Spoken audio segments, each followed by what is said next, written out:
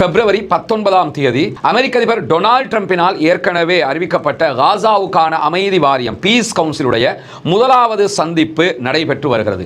இந்த முதலாவது சந்திப்புக்கு சற்று நேரத்துக்கு முன்பதாக அமெரிக்க அதிபர் டொனால்ட் ட்ரம்பும் பங்கு கொண்டிருந்தார்.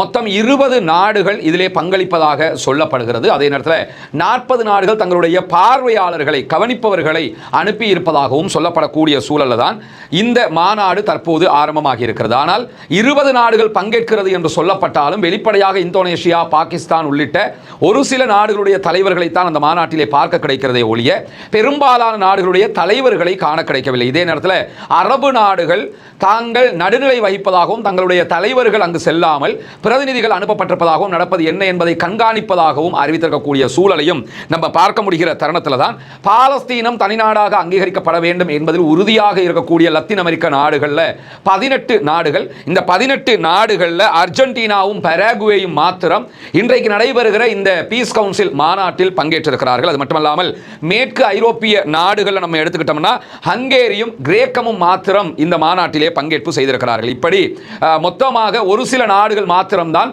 இந்த நிகழ்வுக்கு பங்கேற்றிருக்கக்கூடிய சூழல்ல நிகழ்வை ஆரம்பித்து வைத்து பேசக்கூடிய அமெரிக்க அதிபர் டொனால்ட் ட்ரம்பினுடைய பேச்சுக்கள் இப்போதுதான் ஆரம்பிக்கப்பட்டிருக்கிறது. அவர் இதுவரைக்கும் நம்ம இந்த வீடியோ பதிவு செய்கிற வரைக்கும் என்ன பேசியிருக்கிறாரோ அந்த செய்திகளை மாத்திரம் தான் நம்ம உங்களோட பகிர்ந்து கொள்கிறோம். இதை தவிர்த்து அவர் மேலதிகமான முக்கியமான செய்திகள் சொல்லும் இடத்து அதனை தனி வீடியோவாக உங்களோடு நாம் பகிர்ந்து கொள்ள தயாராக இருக்கிறோம். இன்றைக்கு இதுவரைக்கும் அவர் பேசியிருக்கக்கூடிய செய்திகளில் மொத்தத்தில் அவர் தன்னை புகழ்ந்து புகழ்ந்து புகழ்ந்து புகழ்ந்து அவருக்கே டயர்டாகிற அளவுக்கு புகழ்ந்துருக்கிறாரு. அதை கேட்டு கேட்டு கேட்டு கேட்டு நானும் டயர்டாகிட்டேன். அதை கேட்குற எல்லாருமே டயர்டாகிடுவாங்க.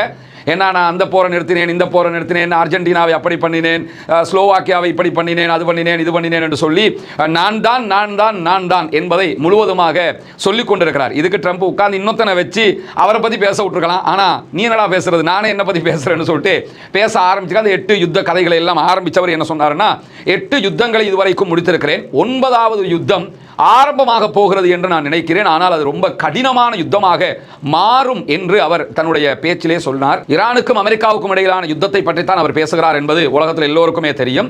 ஆனால் அது கடினமான யுத்தமாக இருக்க போகிறது என்று அவர் சொல்வது அவர்களுக்கு கடினம் என்பதை அல்ல என்பதும் நமக்கு தெரியும். அவர் ஈரானுக்கு கடினமாக இருக்க போகிறது என்பதை தான் சுட்டிக்காட்டுகிறார். இதே நேரத்தில் ஈரானுடைய வட்டாரங்களோ இந்த யுத்தம் அமெரிக்காவுக்கு வரலாற்று பாடத்தை படித்துக் கொடுக்கும் என்கிறது ஈரானுடைய ராணுவம். அதே நேரத்தில் அமெரிக்காவினுடைய விமானம் தாங்கி கப்பல் படு பயங்கரமானது தான். ஆனால் அதைவிட பயங்கரமானது அந்த கப்பலை அழிக்கக்கூடிய எங்களிடம் இருக்கக்கூடிய ஏவுகணைகள் என்கிறார் ஈரானுடைய ஷியா மத ஆன்மீக தலைவராக இருக்கக்கூடிய ஆயத்துல்லா அலி காமனி. இப்படி 2 தரப்புகள் முட்டிமோதி பேச்சுவார்த்தைகள் நடத்தி கொண்டிருக்கக்கூடிய சூழல்